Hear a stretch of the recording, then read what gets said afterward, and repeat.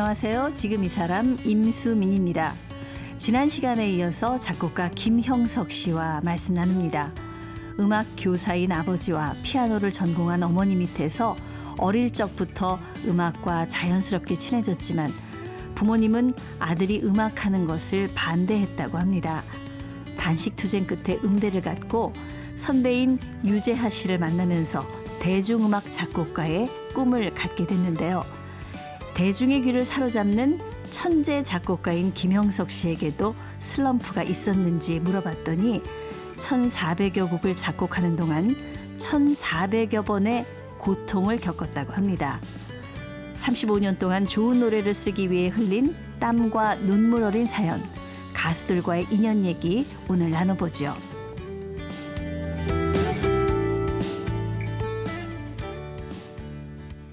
스타 작곡가 겸 프로듀서 김형석님 모셨습니다. 안녕하세요. 네, 안녕하세요. 자주 뵈니까 좋네요. 네, 정이 좀 들려갑니다.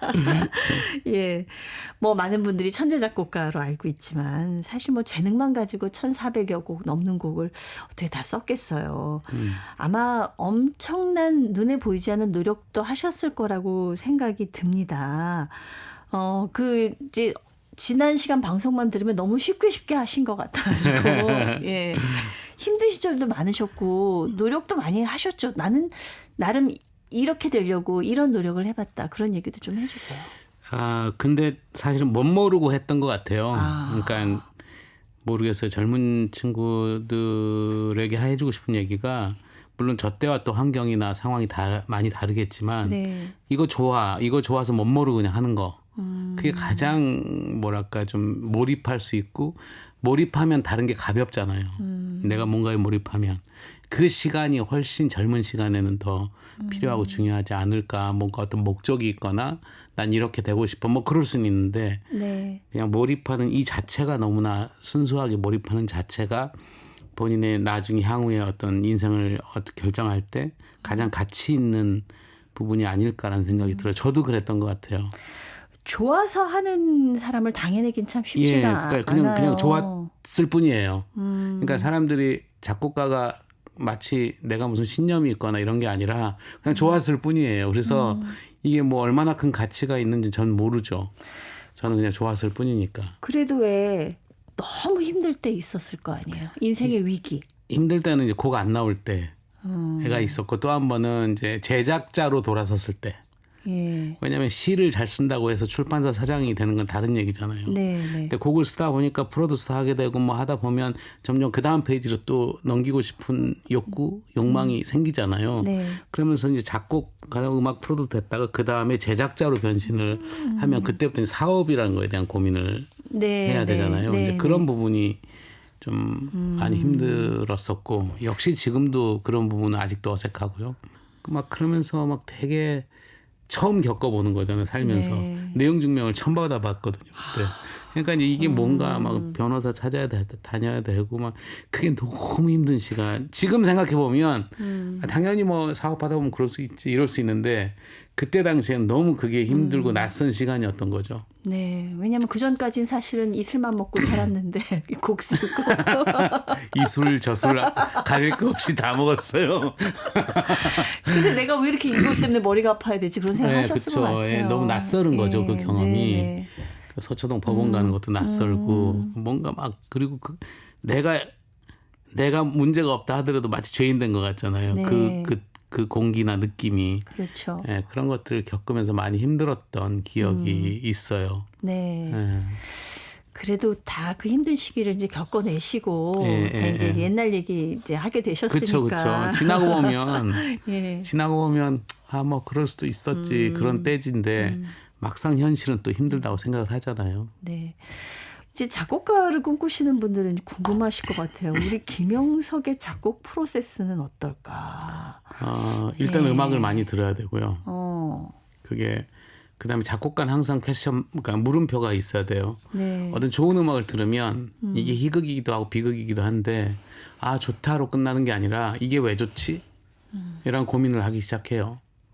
그러면 이제 그 분석하죠. 베이스는 이렇고 리듬은 이렇고 그다음에 악기들은 이렇게 쌓았고 코드는 어떻고 멜로디는 거기서 어떻게 붙였고 거기에 가사는 어떻게 붙였고 마치 분해를 다 하는 거예요. 쫙 펼쳐놓고 설계도를 네. 아 이게 이래서 좋구나를 느낌표 그때 오는 거죠. 저는 절대 작곡을 못 하겠네요. 아 좋다 이거니까. 그게 행운이에요. 근데 그걸 직업으로 가면 이렇게 돼야 되는데 지금 하시는 게 행운이세요. 그게. 예. 그러니까 그냥 즐기고 감상하고 그거에 대해서 뭐랄까 행복해하고 이게 행운이지. 저 같은 사람은 이게 왜 떴지? 이게 왜 히트했지? 이게 왜 좋지를 계속 앉아가지고 아 베이스는 이렇게 쳤구나. 이런 방법도 있네.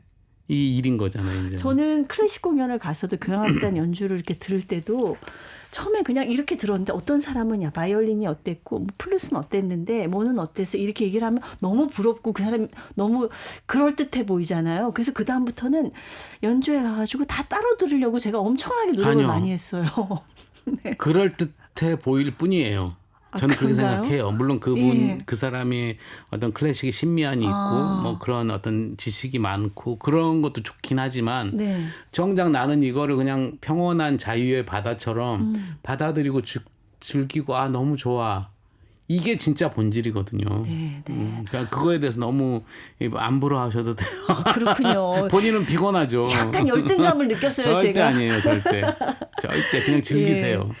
근데 이제 특히 예전에 보면 정말 아름다운 발라드 곡을 많이 쓰셨잖아요. 그리고 정말 뭔가 가슴이 뜨거워지고 이렇게 그런 곡들도 많이 쓰셨는데 어떻게 좀 이별, 사랑 이런 연애 경험이 풍부하신 건지 아니면 뭐 책이나 영화, 드라마 같은 거 무척 많이 보시는지. 그러니까 전도체 같은 성격이라고 말씀드렸잖아요. 예. 그러니까 옆에서 뜨거워지면 같이 그 느낌을 그 바이브를 같이 느끼는 게 좀 뭐랄까 특화되어 있는 것 같아요. 네. 그러니까 드라마나 뭐 미술 작품이나 책이나 혹은 나의 이야기나 혹은 누군가의 이야기들이 계속 안에서 이렇게 녹여서 내가 이걸 뭔가를 쓴다는 것.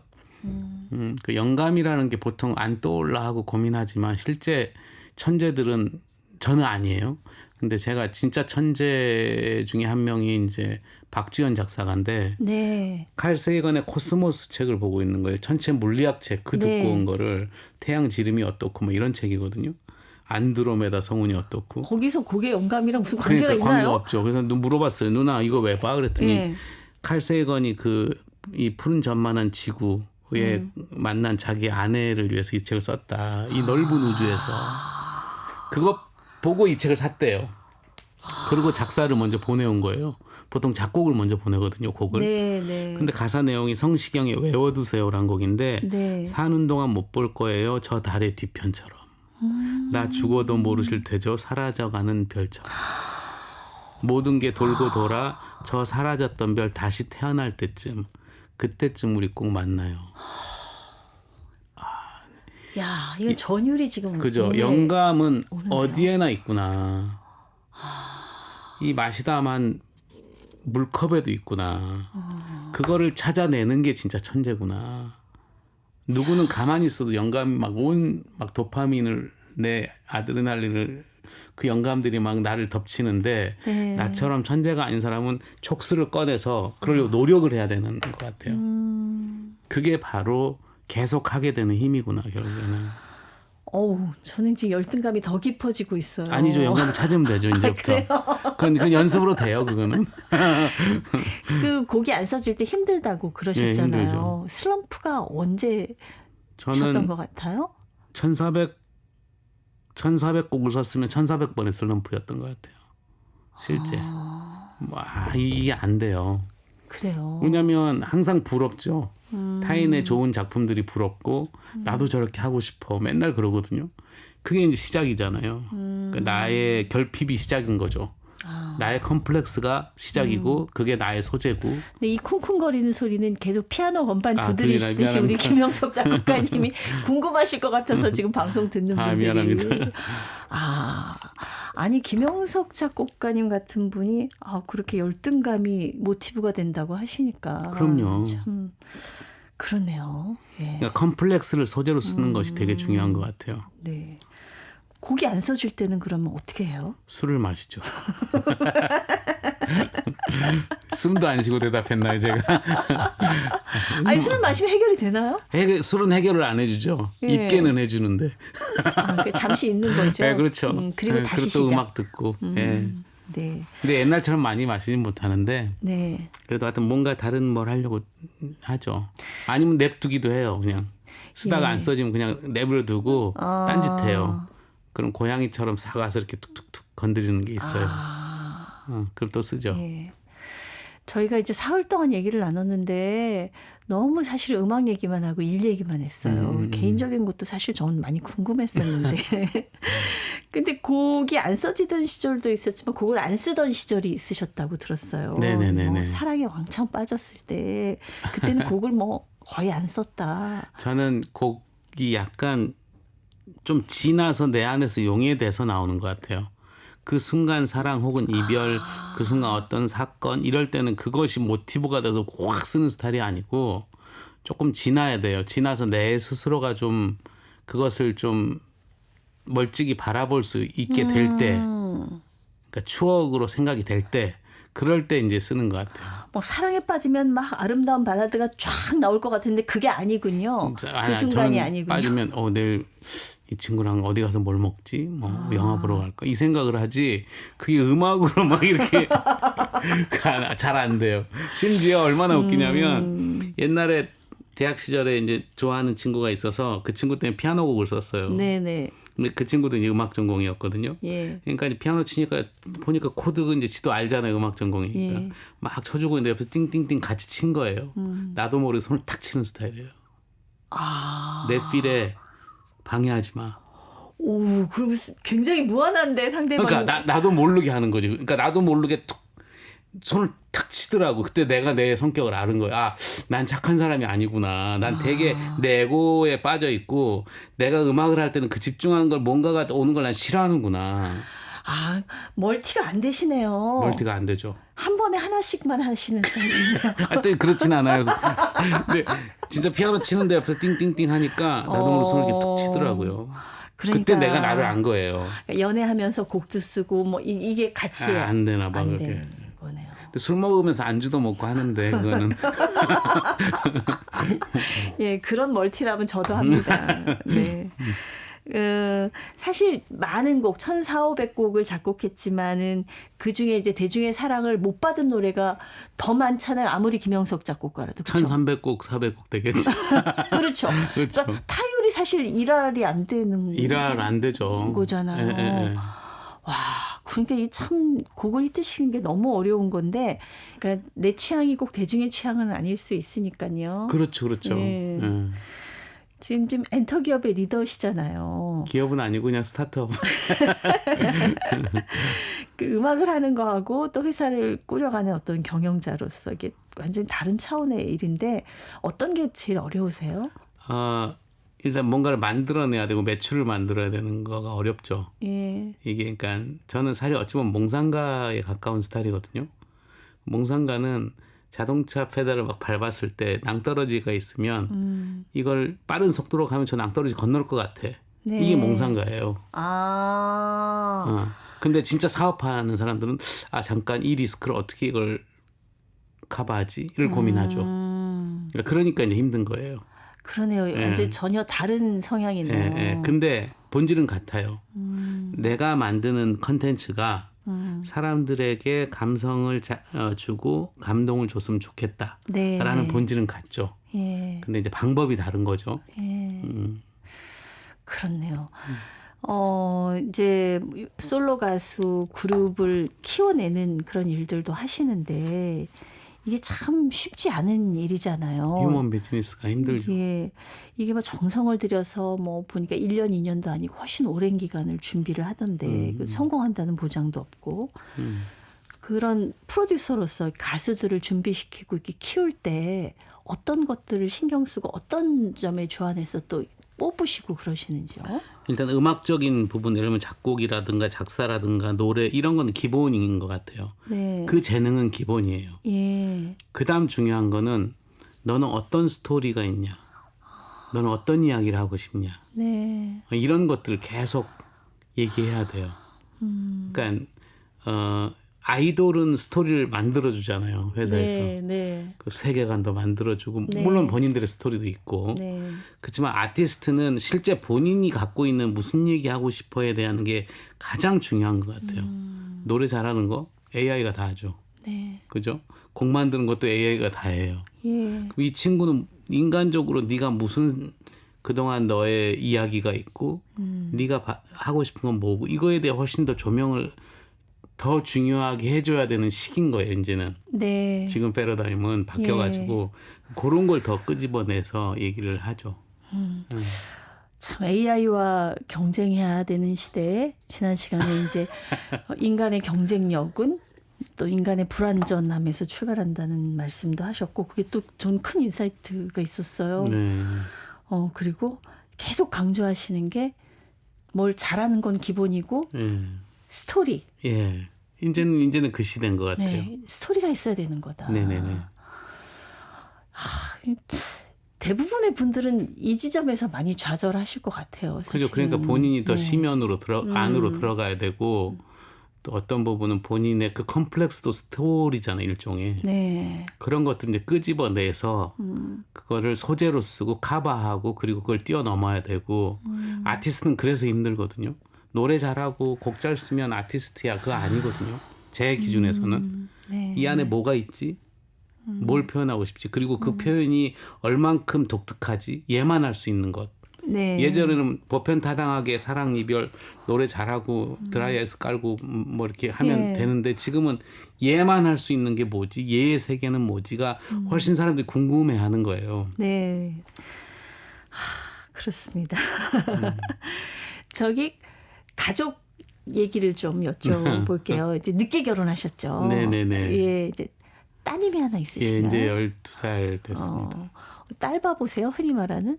너무 소중하죠. 제일 소중하죠. 예, 혹시 아내를 위한 딸을 위한 곡을 쓰신 적도 있으세요? 아이를 위해서 피아노 곡을 쓴 게 있어요. 예. 그러니까 아이에게란 제목인데 아, 아이 태어났을 때 이제 자장가처럼 이렇게 썼던 곡인데 네. 또 막상 이게 또 현실이 되면 예. 매번 그렇게 안 되더라고요. 그냥 한 번 쓰고 이제 난 의무 끝. 발표도 하셨어요? 그게 아마 아이에게 피아노 곡으로 아. 아이에게 치면 유튜브나 이런 데 나올 거예요. 아내분이 서운해 하시겠는데요? 별 또 그런 거 무감하고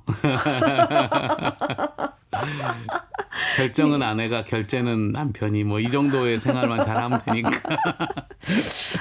뭐 그 정도면 또 저라도 양보할 수 있을 것 같긴 합니다. 네. 지난 35년 동안 뭐 작사, 작곡가로 프로듀서로 쉼없이 활동할 수 있었던 원동력은 어디에 있을까요? 빈 지갑? 그럼 이제 원동력이 사라졌는데요? 아니요, 아직도 비어 있고. 예. 글쎄요, 그나마 이거 하니까 사람 대접받는 것 같아요. 그나마 이거 하니까 인정도 받고 그게 또 원동력일 수 있다고 봐요. 네. 뭐 이걸 너무 사랑하고 여기에 신념을 갖고 뭐 음악이 이거보다는 그냥 나도 모르게 물처럼 시작했다 그랬잖아요. 잘 흐르듯이. 네. 환경도 그렇고. 그러면 이거 하니까 사람 대접받고 이제는 이제 이거를 이제 교육 쪽으로도 이제 해야 되고 재능도 이제 경험이나 이런 걸 나눠주기도 해야 되고 옥스퍼드도 이제 그런 의미에서 좀 그 다음 계획도 좀 있거든요. 네. 그렇게 이제 살다가 이제 가겠죠. 예. 김영석 씨를 작곡 천재라 이렇게 이제 평가하시는 분들도 많이 계십니다. 근데 계속 아니라고 부정하셨어요. 예. 진짜 천재는 어떤 사람인 것 같으세요? 누구나 다 재능이 있잖아요. 천재가 하늘이 내려준 재능을 천재라고 하는데 그 재능을 사랑하는 사람이 진짜 천재겠죠. 내 하늘이 나한테 준 그게 뭐 크든 작든 간에 뭐든 간에 내가 잘하는 게 다 있잖아요. 네. 그걸 사랑하는 거. 그게 그럼 되게 천재 맞으신데요? 그런가요? 그 다 천재죠. 자기 일을 사랑하는 사람 다 천재인 것 자기 일을 같아요. 사랑한다면. 예. 그 김영석 씨에게 음악이란 또 음악 중에서도 대중음악이란 어떤 의미일까요? 생활의 도구? 너무 몸이 건조한가요? 생활을 할 수 있는 어떤 직업이고요. 네. 그다음에 한편으로는 또 행운. 네. 왜냐면 대중음악은 곡만 내가 잘 쓴다고 되는 게 아니라 부르는 사람도 또 인연이 맞아야 되고 또 프로모션하는 사람도 인연이 맞아야 되고 제작도 돈을 투자하는 사람도 인연이 맞아야 되고 여러 가지의 인연, 작사가도 인연이 맞아야 되고 네. 하다못해 녹음할 때 세션하는 사람들하고도 인연이 맞아야 되고 양상불이거든요. 결국 이게. 그렇네요. 양상불이 잘 맞아야 되는데 내가 내 힘으로 안 될 때도 너무 많죠. 사실은. 예. 나는 거기에 집중돼 있으니까. 그러니까 이제 그런 것들이 너무 잘 맞아 떨어졌기 때문에 네. 대중음악으로 한다면 생활의 어떤 직업이기도 하고 또 행운이기도 한 거죠. 저한테는. 네. 이제 영국의 옥스포드 대학에 또 우리 한국어를 배우고 싶어하는 분들에게 또 통 크게 곡 사용 권한까지 다 넘겨주셨는데 또 앞으로 계획이 따로 있으신 거예요? 네, 저는 이제 지금 준비 중에 있는데요. 네. 옥스포드가 운영에 참여하는 문화예술학교를 한국에 지금 계획하고 있고 이게 K-팝, K-컬처가 이게 현상으로 끝나지 않으려면 네. 교육적인 측면, 학문적으로 이게 접근돼야 되거든요. 그래서 그거에 대해서 어떤 정립되는 거, 예. 정립이 되는 거, 그 다음에 그래야지만이 그 다음에 이렇게 퍼져 나갈 수 있는 또 힘이 생기기 때문에 또 미래 세대를 위해서도 그렇고 그런 게 이제 제가 이제 좀 더 나이가 들면 또 해야 되는 어떤 의무이기도 하고 또 뭐 그런 것 같아요. 그래서 이제 그런 계획들이 있고 정말 중요한 계획은 계속 누군가한테 나를 곡을 의뢰할 수 있도록 네. 끊임없이 곡을 계속 쓰는 게 가장 중요한 계획이죠. 정년이 따로 없는 직업이긴 하지만 그렇죠. 또 정년이 또 제일 짧을 수 수도 있는 있는 직업이죠. 직업이잖아요. 그러니까 요즘 또 사이클이 빠르잖아요. 예. 그러니까 이제 점점 내 안으로 더 들어가야 되는 것 같아요. 그전에는 히트도 치고 싶고 잘하고 싶고 물론 지금도 그렇지만 이제 뭘 위해서 이걸 하고 그다음에 그러니까 내가 진짜 좋아하는 게 어떤 장르이지? 내가 좋아하는 어떤 예를 들면 힐링 음악도 좋고 뭐 피아노 연주곡도 좋고 꼭 대중 음악이 아니더라도 그런 쪽을 이제 점점 찾아가는 거가 되게 중요할 것 같아요. 그 나이에 맞는 음악을 하는 것. 네. 초기의 김영석의 음악과 지금의 음악은 좀 많이 달라져 있습니까? 그렇죠. 달라져 있죠. 대중의 기호가 달라졌기 때문에. 그러니까 표현이 달라지는 거죠. 어떻게 달라진 것 같아요? 요즘은 훨씬 더 미디나 그때만 해도 다 어쿠스틱이었는데 네네. 직접 연주하고 네. 지금 미디 혹은 샘플링도 쓰고 또 여러 가지 지나오면서 여러 가지 장르들이 다양하게 생겼잖아요. 네. 대중들이 어떤 장르를 좋아하는지도 계속 분석하고 또 내가 직접 쓰지 않더라도 프로듀싱 할 때는 요즘 이 장르 그럼 그 다음 뭐가 올 것 같아. 그러니까 실제 사회과학 통계처럼 이렇게 다 분석하고 또 거기가 아티스트가 맞는지도 또 체크하고 네. 그러니까 곡 쓰는 방식, 대하는 방식 그거 이제 그거 막 시장 소비자들이 뭘 좋아하는지에 대한 고민이 훨씬 많아진 거죠. 네. 네, 프로듀스는 그 역할이거든요. 근데 작곡가는 그냥 내가 곡 쓰면 되는데 이제 결국 이 음원을 내 귀에 꽂게까지 만드는 과정을 총괄해야 되니까 네. 그런 분석을 다 하죠. 그럼 이제 쓰는 방법도 바뀌고 또 대하는 방법도 바뀌고 근데 결국 내 본질은 또 있으니까 그 안에서 충돌이 또 생기고 뭐 이제 이런 과정을 계속 거치는 거죠. 알면 알수록 힘든. 그러니까 본질을 지키면서 적응하고 변화하지 않으면 살아남을 수 없다. 예. 앞으로 김영석 씨 뭐 무슨 학교도 세우고 학문적으로 K-팝도 정립해야 되고 하실 일 많지만 또 새로운 꿈을 혹시 꾸시는 게 있으세요? 아니요, 따로 없는 것 같아요. 그러니까 물론 이제 나이 들어도 꿈을 꾸는 건 좋은데 내가 잘할 수 있는 걸로 꿈을 꿔야 되니까 네. 이제는 새로운 거를 하려면 다시 걸음마를 해야 되는데 그러기에는 이제 그 시간도 짧고 그래서 잘하는 걸 어떻게 이걸 잘 앞으로의 꿈과 연결할 것인가에 대한 고민이 훨씬 더 선택과 집중이 네. 더 깊어지는 것 같아요. 지난 사흘 동안 진짜 말씀 나누는 게 너무 즐거웠습니다. 네. 굉장히 유익했고요. 네, 김영석 씨 곡을 들으면서 인사를 나눌까 합니다. 지금 가을로 가고 있잖아요. 네네. 계절에 어울리는 곡 하나 추천해 주시겠어요? 김건모의 아름다운 이별 할까요? 네. 오늘이 마지막 시간이죠. 예, 네. 그렇습니다. 네, 김건모의 예. 아름다운 이별 좋을 것 같아요. 네, 오늘 말씀 감사합니다. 네, 감사합니다. 너무 좋았습니다. 네, K-팝의 대부 우리 스타 작곡가 겸 프로듀서 전 꿋꿋하게 밀고 나갑니다. 네, 김형석 씨와 함께했습니다. 예, 고맙습니다.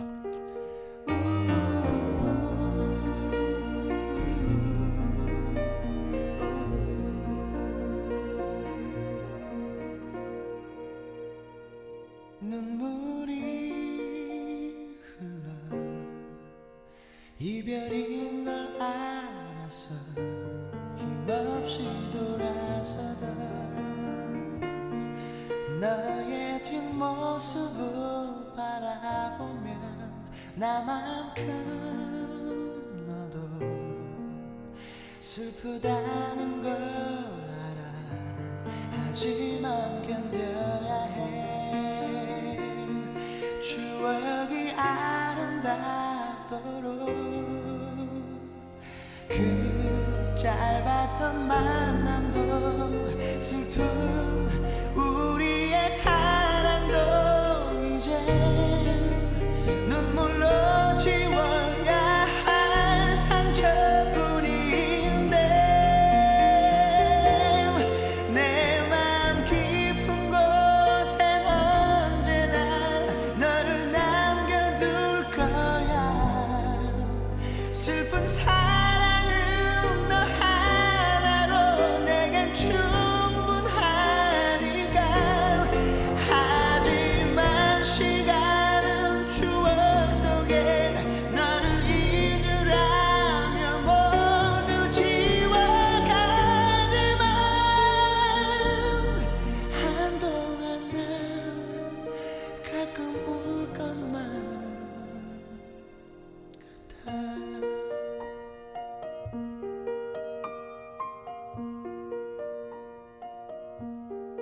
두 눈을 감고 지난 날을 돌아봐 그 속에 너와 나의